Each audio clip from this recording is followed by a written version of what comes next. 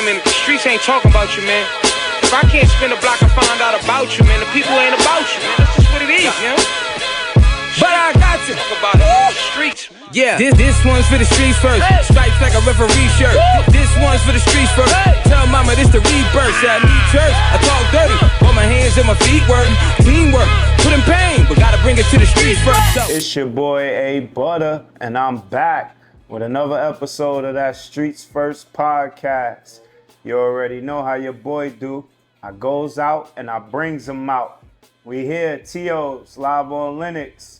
Financial literacy a different way. I'm here with the biggest in the game in financial literacy and business, Rashad Bilal. What's up, my brother? How you doing? Now, I'm quite sure y'all seen him on season 3. You know what I'm saying? We talked a lot about EYL, Earn Your Leisure, all the different things that he's doing. But today I'm here to talk to him about business. I mean, I really would like for him to school y'all a lot on the business world. So I'll start it off like this for y'all. Rashad, one of the first questions I would like to ask you so that they could get an idea of where we're going with this is, what does financial literacy mean to you? I understand, so literacy, right, is like the ability to read.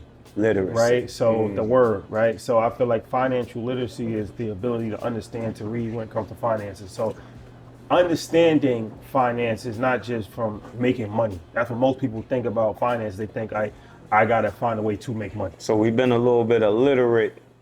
If we're being honest, we've been a little bit illiterate when it comes to business and money and managing money. Yeah, for the most part. So it's like that part is only one part of the aspect, but how do you save money? How are you growing money? Like how are you actually going about making sure that your family is taken care of, right? Even when you're not here anymore. So these are all things that if you don't know it, right, and it's not passed down to you, then you're not gonna know it unless you seek information for yourself, right? Unless you actually start to figure things out on yourself and go through different videos and learn and read books, different things of that nature. So to me, that's what financial literacy is actually understanding how money really works, not just understanding how to make money. So really understanding how money works, let's just say the people that, feel like in this society that we living in right now, a lot of people just feel like, I gotta get to the bag, I gotta get to the money. I mean, what is some of the advice that you give people when it comes to learning how to start a business or learning what kind of business you might fit? Like, how do you sometimes explain to people how to understand what kind of business would fit for who they are or what they would want? Right. I think so. How to start a business and what kind of business to start is important because a lot of times people start with the end game in mind. Meaning, like I always say, start where you're at. So like a very common business that people want to start is restaurants. Okay. Right? Because people like food, they can cook. Yep. So that's pretty common, right? The problem is that they go into it and they try to find a storefront like we in now, right? And that's problematic because it's a lot of expenses. You got to pay the rent, you got to pay the chefs, you got to get a liquor license, you got to have it clean. Before you know it, you got $15,000, $20,000 a month that you're paying. Wow. The problem is that your bills are pretty consistent, but your cash flow is inconsistent. So you might have a bad week, or you might have a COVID happen, or anything can happen. So one month you might make 30,000, but the next month you might make 8,000. So before you know it, you're run out of your savings that you saved up. Okay. You've maxed out your credit cards. You've borrowed money from your family. That can only go so far to the point where you don't have any money left. So you're spending more than you're bringing in. Right. Okay. And then you got to go out of business. So I always say, like, the better way to go about that in that scenario is, if you can cook, right, have a ghost kitchen. So a ghost kitchen became popular. Ghost kitchen. Okay. Yeah, that became popular during the pandemic, where people so you order from Uber Eats, right? Yes. You don't necessarily know where you're ordering from, unless you're actually ordering from a restaurant that you know. Unless you could see that brick and mortar But yourself. Okay. half the time you're just hungry, and you might just want Mexican food, or you might just want taco, like whatever you want, right? So you're just looking to see, okay, who has a star rating, what kind of food menu, da-da-da.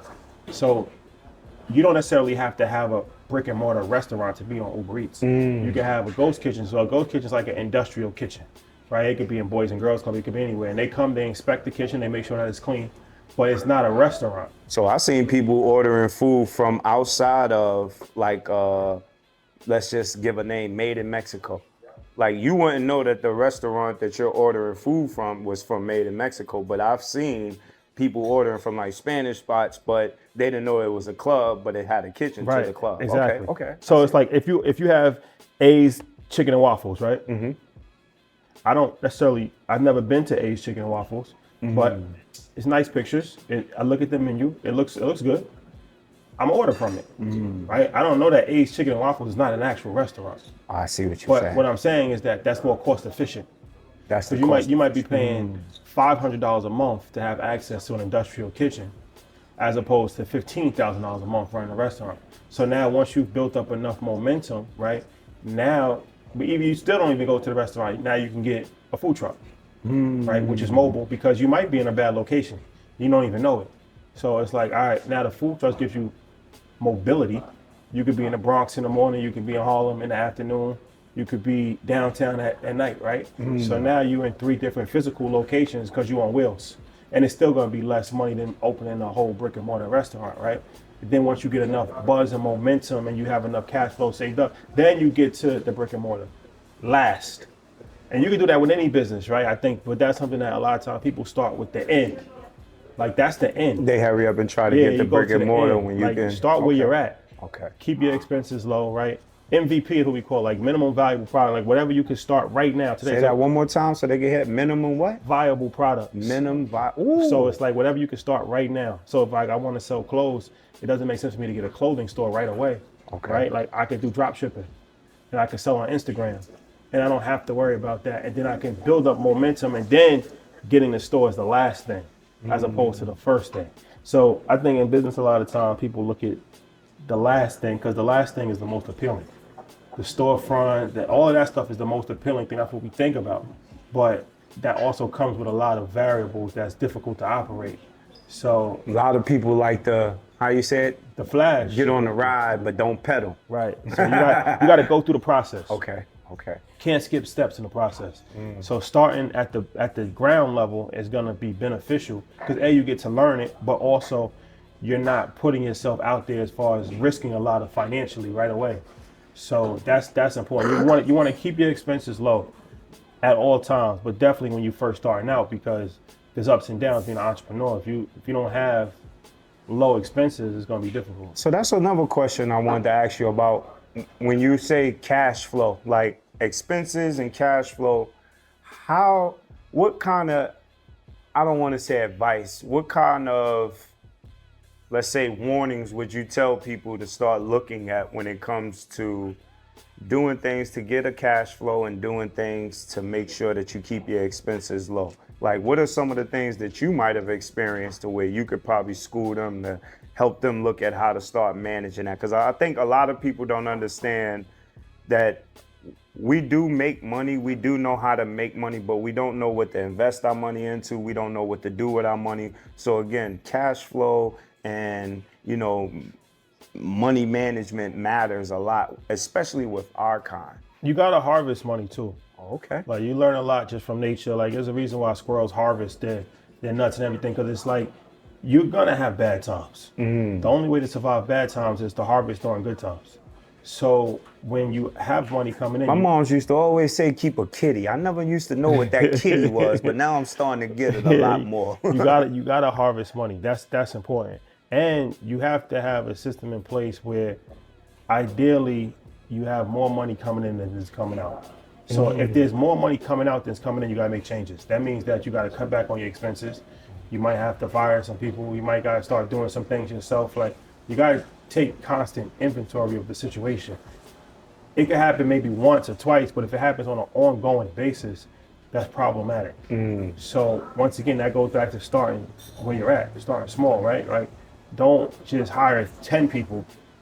Learn how to do things yourself and then hire one person and then hire another person. Because when you hire somebody, that person that you hire, you should be able to make at least 50% more than you were making if you hire that person. When you hiring people, okay. Ooh. So if you're making $100,000, right? If I'm gonna hire somebody who's gonna be an administrative assistant or whatever, right? I should be able to grow my business to making $150,000. Because of making that higher. Yeah. Okay.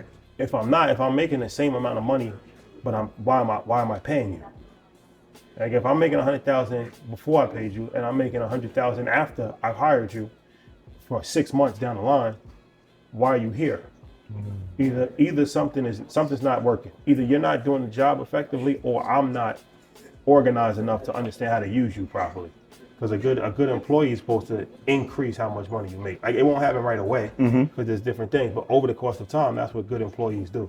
So that's something to think about. When you say look at inventory, I get what you're saying now. Make sure you're paying attention to what you're hiring, what you're doing, because a lot of these things that we be believing is helping us is actually holding us down. Yeah. It's stopping us from rising. Or it's not needed at that time. Like what's the most important thing that you need? That's the first employee that you should hire. So when it comes to like, let's just say collaborating, I know a lot of people don't really look into collaborating, but I am speaking a little bit more on how we could be stronger together. What's your take on businesses collaborating? That's the biggest problem that we have in our community. Everybody's looking at it from a selfish standpoint. Okay. So everybody want to do things by themselves. So it's like, it's fragmented and it creates unnecessary competition. So it's like unnecessary competition. Yeah. Don't forget that. So it's like, if you're braiding here on 131st and she's braiding here on 132nd, I mean, you're breaking up the audience. Why not just come together and have a bigger salon, right? That's something that, and then you can do it in clothes, anything, right? Like we have a lot of competing businesses. There's a lot of businesses that we create are very similar, like food industry, cosmetics, hair, clothes. These are things that's kind of similar, like in our neighborhood, because it's something we're familiar with. That's How many true. barbershops you know? Like, you know what I mean? Like, A lot. Like, You ain't lying. There's a lot. So it's like, all right, instead of having all these competing businesses, it's better probably to consolidate and have a stronger front, because now you have more resources. You'll be able to, leverage other people's talents, and you can have a bigger brand, as opposed to, it's like, would you rather have 100% of a grape or 25% of a watermelon? Ooh, I hope you heard that. Would you rather have 100% of a grape or 25% of a watermelon? So if you would rather have 100% of a grape, that lets me know that your mindset is you're a control freak and you just want everything for yourself, but you're not looking at the bigger picture. Because any rational person would rather have 25% of a watermelon if you're hungry, because it's more, right? But you might not be able to put your name on it. It might not be your name on it, but if that's the things that you're most concerned about, you're not thinking bigger picture. Now, we live in a society where, I'm just saying, if we're being honest, capitalism kind of like runs and shapes America. So I'm quite sure that there's a reason why we're so competitive. How do we, just from a business and financial literacy perspective, how do we combat that? How do we kind of like make a way towards shifting that? I think you can still be competitive and still work in a team front work. Okay. Like you play ball, right? Your whole life. So you understand that sometimes you got to put your ego aside. Yes. I mean, like you playing on Terror Squad, you might have been the best player for 10 games, but then they bring in Steph in. That's right. Kareem, man. NBA players, that's all-stars right. and all that. You're still going to play, but your role has changed. At moments, I did have to step back. You know what I'm saying? I got three chips for doing that too. Keep talking. You speaking some stuff. You might not be able to get 25 shots, but you can still get 15 shots. You're still going to be a star player. But of course, when Steph comes, his light is going to be the biggest most of the time, right? But you're going to win a championship. That's right. So I think that just comes down to just understanding, like, what are we in it for? Are we in it just for our own self-gratification, or are we in it to really win? Like, if you're in it to win, you got to do whatever is needed. Sometimes that's putting your ego aside. Sometimes that's stepping down. Sometimes that's stepping up. It just depends. But I just feel like it's easier to kind of go further together than it is by ourselves. So One of the main questions that I have for you, because I know a lot of people deal with this, is funding.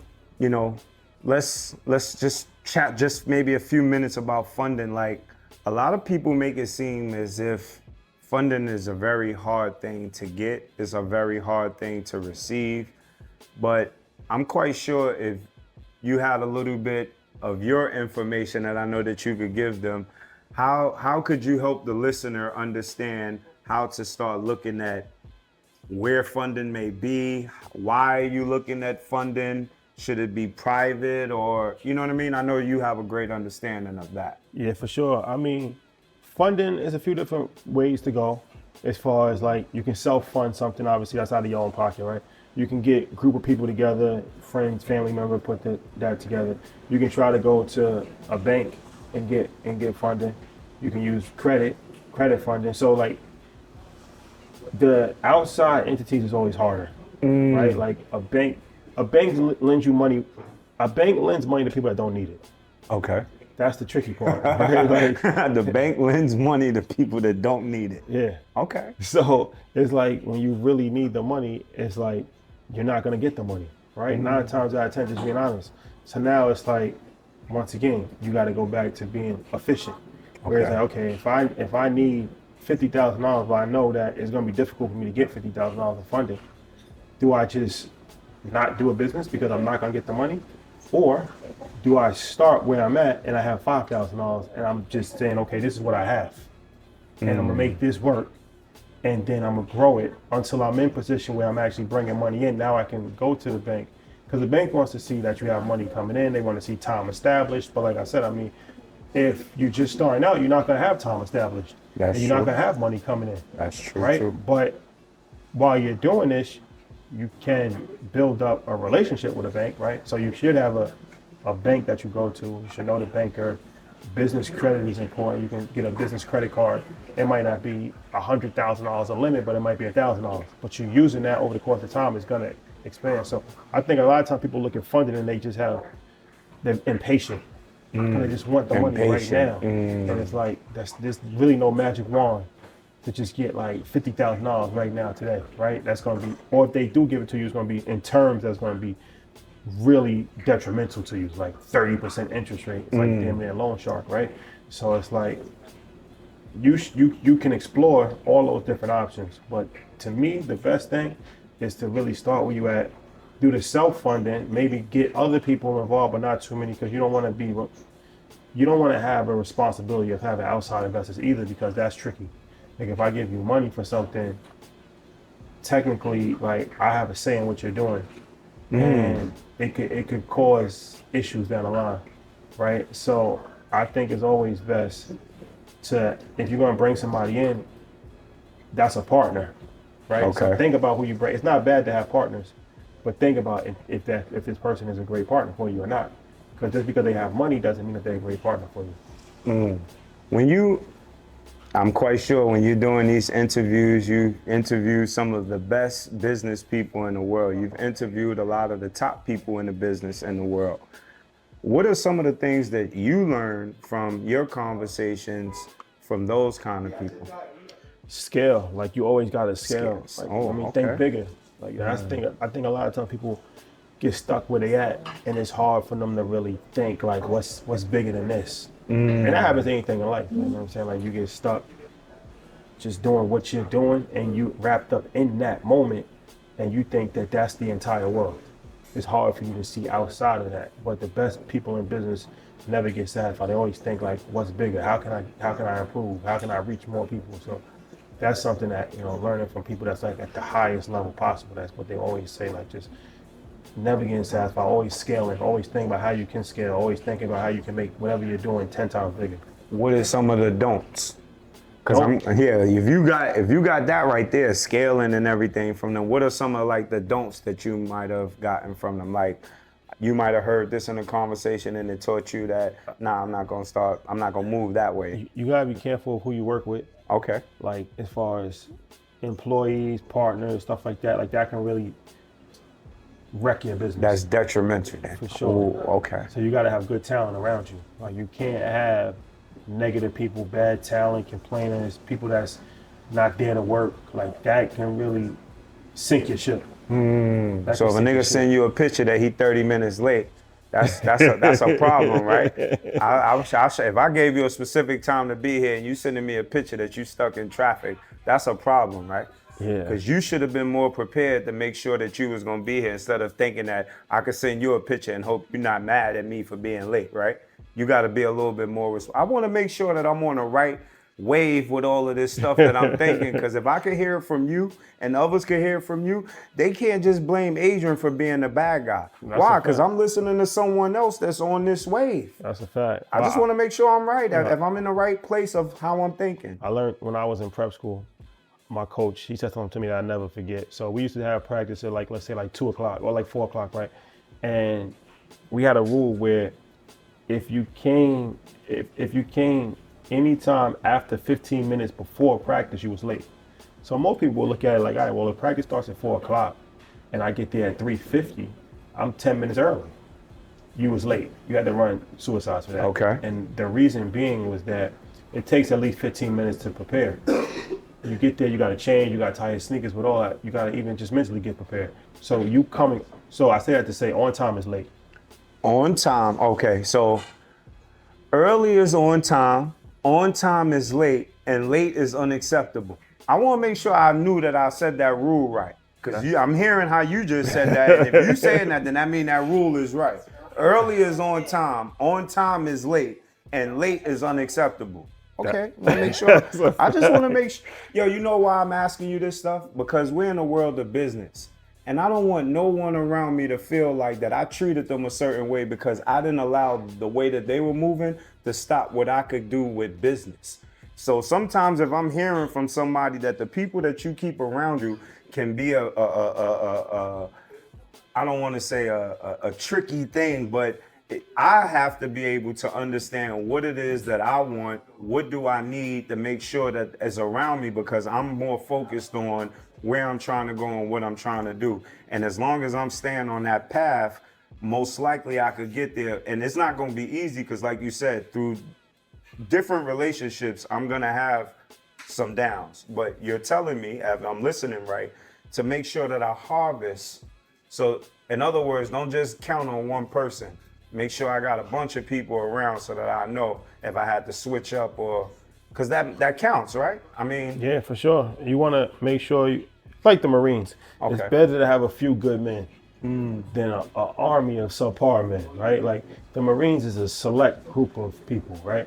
Like that's for us. Like we did something that we had to learn. Like we got a lot of people. Sometimes you got a lot of people for no reason. Okay. It's better to have 2-3 people that's really dedicated to work and not there to just talk to girls, have a good time, work when they want to work, have attitude, stuff like that. So, that's important. Like the people that you have around can either make or break you. Because a good employee, a good person is going to take you to the next level. Because, they do things that you can't do. You can only do so much yourself, right? Mm. You need other people around to help move the ship forward. Mm.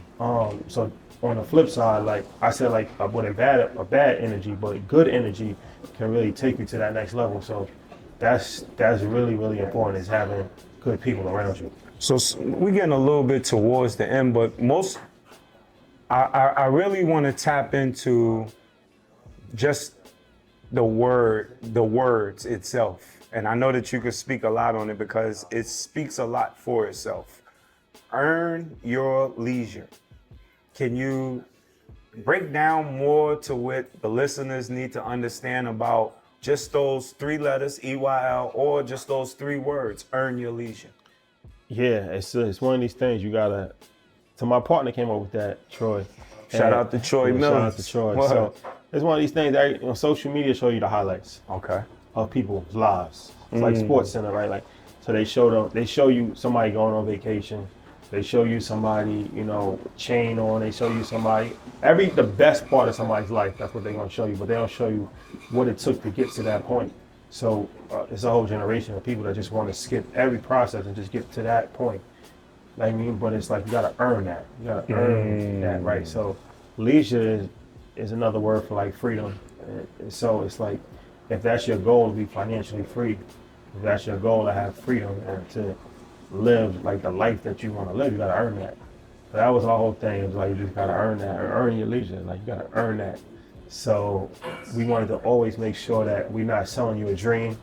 We're not just painting a perfect picture. We're not just, showing you just us on private planes and jet skis and all that. Like, you gotta show the work. Like, the work is the most important aspect of it. So earn your leisure. Like, before you get to any level of freedom, you gotta earn that. So a lot of people, like you said, leisure is kind of like freedom. A lot of people have leisure time, meaning you might work in the morning to the evening and then you have your leisure time. How do you help people prioritize, or how they should prioritize their leisure time to help benefit their life more than what they're working? Because I notice a lot of people can work from 9 to 5, but within their leisure time, if they had a little bit more information and understanding how to structure that leisure time, I've seen you help a lot of people turn their life differently to where they quit their jobs. Yeah, or it's like you work a 9 to 5, but if you really are serious about becoming an entrepreneur, changing your life, like, what are you doing from 7 to 11, 7 to 12? It's not like you gotta live an unbalanced life to have balance. You can't have. One more time, you gotta live an unbalanced life to live a balanced life? Eventually.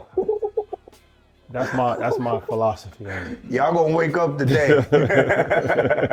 So it's like, a lot of times people want balance right now, and it's like, where's the sacrifice?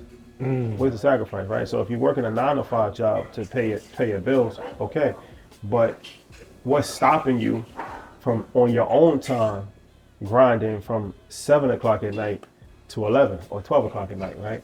Like, they're like, well, I'm not gonna have time to watch TV, I'm not gonna have time to go, like, well, that's the unbalance part of it. That's part of it. But that's a sacrifice that you might have to make for, in the grand scheme of life, a short period of time to actually live the way that you want to live for a longer period of time. That, if you talk about somebody trying to school you and letting you know, you are kind of like more in control of the balance, not the ups and downs in your life, but you're basically saying that people need to pay attention more on how to make more for themselves. Yeah. In other words, a lot of us, we don't realize that we're shortchanging ourselves because of whether we're looking at someone else Sports Center highlights on Instagram or social media versus using that time to better our own lives. Exactly. I want to make sure I'm hearing that right. Exactly. Okay. That's a fact. So, kind of like towards the last few questions that I got for you, I mean, one of the main things that I really wanted my listeners and people to understand about financial literacy and really get why I needed to save the best for last.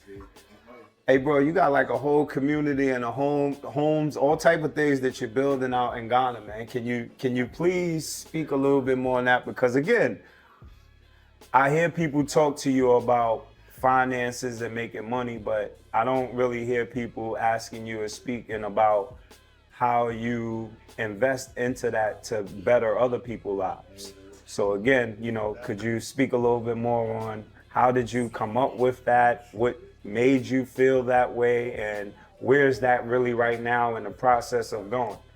Yeah, Ghana is one of these places. Before I even went there, I just heard a bunch of stuff about Ghana. Everybody was telling me about Ghana, and everybody go there at the end of the year, and it's just like, they've done a great job at marketing themselves. Like, so I always wanted to go to Ghana. I've been hearing so much about it.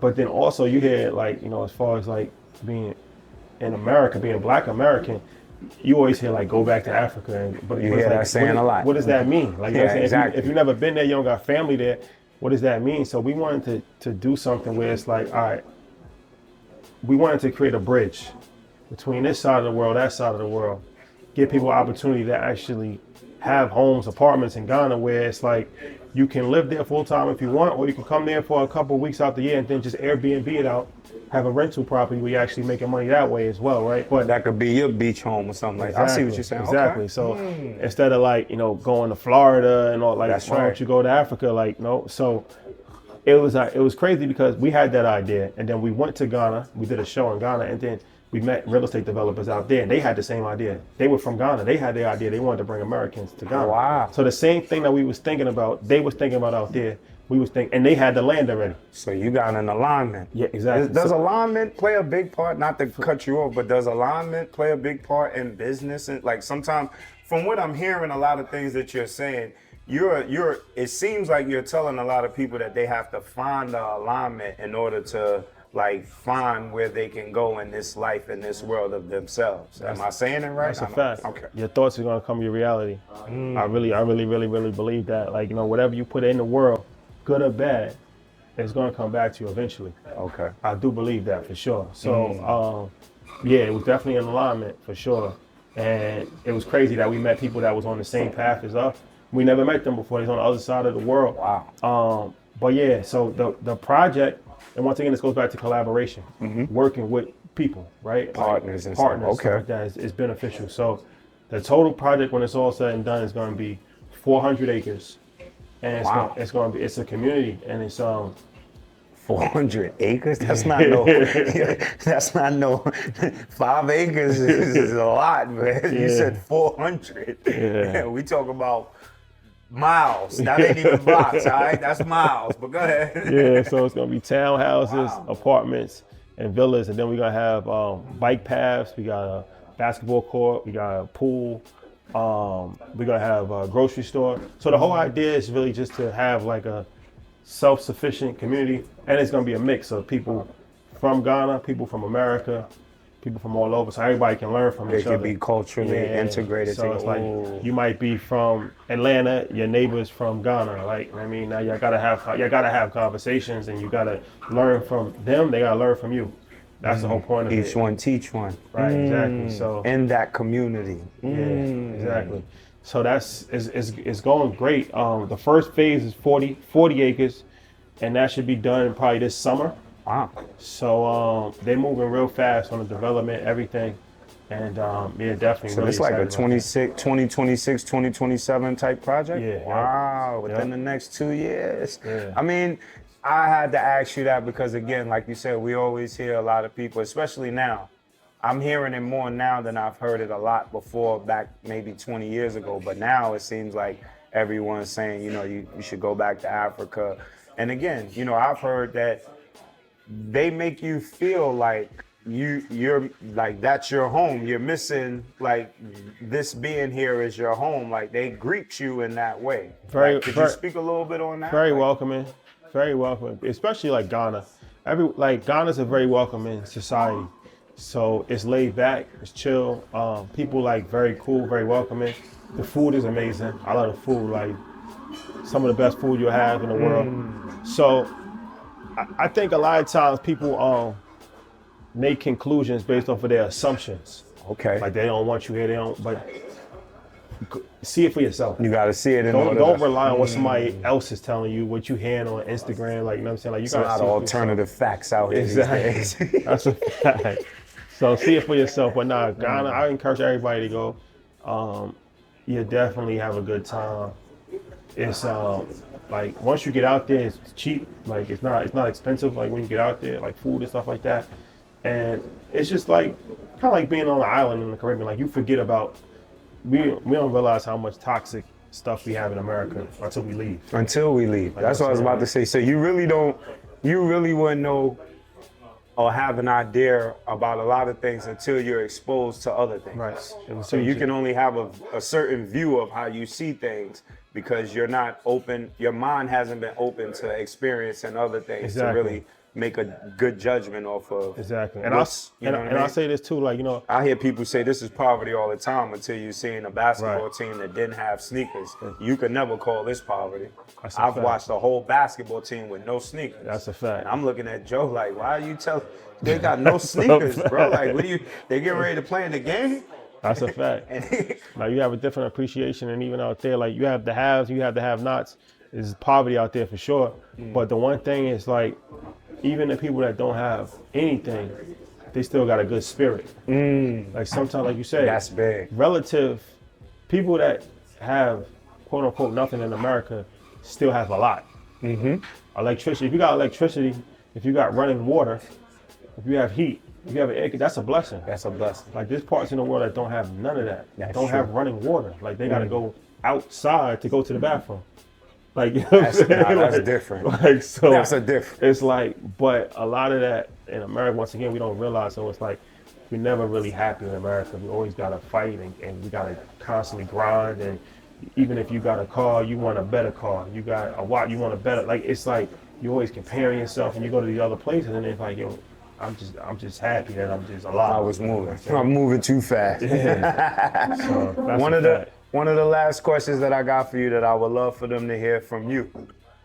Just getting into the whole financial and business world, you did come from basketball. You loved basketball when you were growing up. I mean, just speak to some of the great things that might have helped change your life and your perspective, your mindset on when you started looking at financial literacy and business from a different light. Like what I learned early or like when I learned in business? Just all in general. I'm quite sure, you know, in your growing up, in your upbringing, again, you might have had a vision to go be pro, looking at things differently.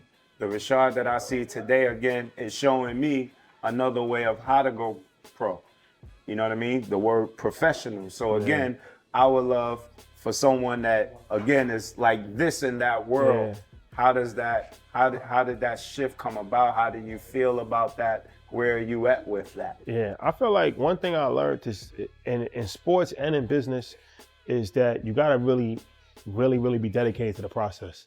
Like, you know, Joel says, trust the process, and that's become like kind of like just like a running joke, but it's really real. Like, you really gotta trust the process, bro. And like, see the process through from the beginning to the end and really enjoy it, like, and really like be dedicated to it and wake up every morning and like, okay, that's what we gonna do today. Like, you know what I'm saying? Like, that's difficult because it's like, I want success right now. I want to reach right now. But it's like, I realize like it's an ongoing journey.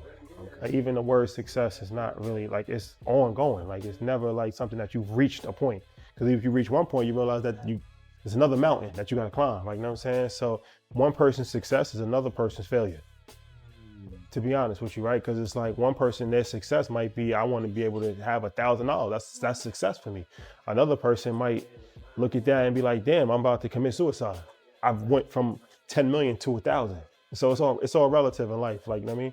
So I just feel like you just gotta trust the process. You gotta really enjoy the process, and you gotta like always keep looking forward. That's the thing. Like, keep looking forward. Keep your eyes looking forward. Like, once you start to look backwards, that's when it's like it's over. You know what I'm saying? You gotta look forward. Yo, see what I'm wearing? Cause that's what I asked to come in. Rich energy, man. This the kind of energy I want to be around. I like to be around. I like to hear from. I support and salute. I thank you for coming out, man. Again, you know, if I'm just making jokes, man, people have to pay to hear you talk. So I appreciate you coming out to Harlem, showing Harlem some empowerment, showing them some love, and really giving out some knowledge to the people, man. Appreciate you, my brother. Bro. Word, thank you, man. Thank you. It's your boy. And I'll say this too, like, you never know who's watching you, and you never know who you're inspiring, because I remember watching you when playing ball. Like, I go to, what's the tournament they had in Port Chester? CYP, and I'll go to Rucker, and I would see you play, and I'm a couple years younger than you, so it was inspiring to me to actually want to perfect my craft, because I'm like, I'm not better than him. I'm not at that level. So that means I got to do more work, right? So I'm watching you from afar, and I'm in the stands as a fan watching you, right? So, you know, you just playing, you don't know who's watching you, and you don't know who you're inspiring, but you inspired me on that level. So now it's a 360 moment now. So I always tell people that all the time. You never know who's watching you. You never know who you're inspiring. Like, so when you're doing anything that you're doing, just make sure you're doing it to the best of your ability, because you know, you never know how life is going to turn out. Definitely got a point there, man. You hear that? You definitely know, you never know how life is going to turn out. And sometimes things could come in a 360 moment, you know what I'm saying? And you never know, you know what I mean? I'm here with somebody that was watching me, and now today I'm watching him. You heard? But we here together, and that's how it should be. All right? This is Streets First. Tap in. We outside, baby.